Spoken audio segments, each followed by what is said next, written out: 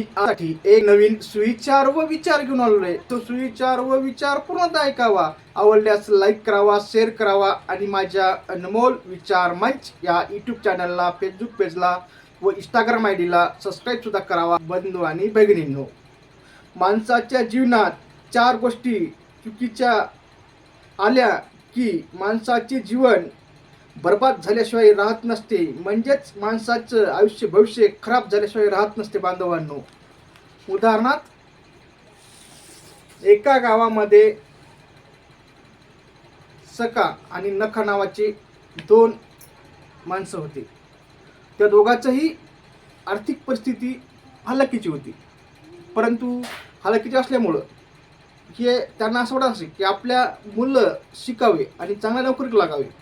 म्हणून त्यांनी त्यांची मुलं काबाड कष्ट करून, रात्रंदिवस काम करून, म्हणजे ओव्हर टाईम करून शिकवले आणि शिकून चांगल्या पगारास त्यांना नोकरीसुद्धा लावली.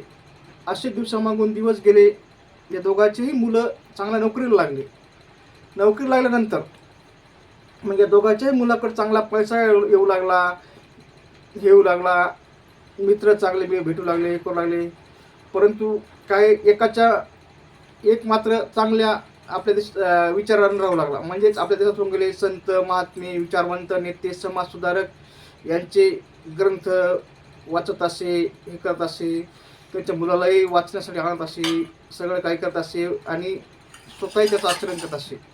आणि एक होता असा की तो फक्त पैसा आला की पैसा आला की त्याला मित्र पिणारे खाण्याला भेटले आणि पिणारे मित्रामुळं हेही थोडं थोडं बाई, बाटले, पत्ते, मटका, गुटखा याच्यानी लागला. आणि कशामुळं तर त्याच्या ऑफिसच्या स्टॉकमुळं बाई, बाटली, पत्ते, मटका, गुटखा याच्यानी लागला. थोडं थोडं करता जे समजा ऑफिसचा स्टॉप होता, जरा घ्या साहेब, थोडी घ्या, करा, गुटखा खा, असं करता करता थोडी खा, असं करता करता त्याला सवय लागून गेली. बाई, बाटली, पट्टा, मटका, गुटख्याची सवयच लागून गेली. त्याचा परिणाम त्याचं चांगलं असं जॉब आणि करिअरसुद्धा बरबाद झालं. म्हणजे त्याचं भविष्य बरबाद झालं. आणि दुसऱ्याचं मात्र जे संत, महात्मे, विचारवंत, नेते, समाजसुधारक याच्या विचारावर चालला होता, त्याचं मात्र भविष्य उज्ज्वल तर त्याच्या स्वतः केलं, पण त्याच्या मुलाचंही त्यानं चांगलं करण्याचा प्रयत्न केला. आणि जे बाई, बाटली, पट्टे, मटका, गुटखा याच्याआधी लागला होता, त्याचं म्हटलं स्वतःचं भविष्य बरबाद झालं. आणि पुढं भविष्यात तो लवकर याच्यामुळं नांदी लागल्यामुळं लवकर वारला आणि त्याचं मुलाचंही भविष्य बरबाद करून गेला. मला सांगायचं तात्पर्य बंधूंनो एवढंच की जर तुम्ही तुमच्या जीवनात असे वाईट व्यसनाच्या व कार्याचरणी लागले तर तुमच्या कुटुंबाचं नुकसान होऊ शकतं. एवढं ठिकाणचं म्हणणं.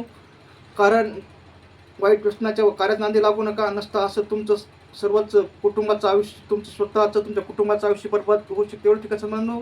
माझा व्हिडिओ आवडल्यास लाईक करा, शेअर करा आणि सबस्क्राईब करा. असं तुमच्या कामाचं नाही, तुमच्या मित्राच्या, मैत्रिणीच्या, नातेवाईकाच्या कोणाचं तरी काम असेल त्यांना तो शेअर करा आणि त्यांना सुद्धा लाईक आणि सबस्क्राईब करा सांगा. म्हणजे असेच चांगले व्हिडिओ तुमच्यापर्यंत आले, त्यांच्यापर्यंत जातील आणि भविष्यात कुठे ना कुठे माझा व्हिडिओ तुमच्या आणि त्याच्यासुद्धा काम पडेल. पण तुम्हाला पुन्हा एकदा सर्वांना विनंती करतो की माझ्या अनमोल विचार मंच या यूट्यूब चॅनलला, फेसबुक पेजला व इंस्टाग्राम आयडीला सबस्क्राईब करावं. एवढी काय सांगायचं तुम्हाला सर्वांना. धन्यवाद पुढे ऐकल्याबद्दल.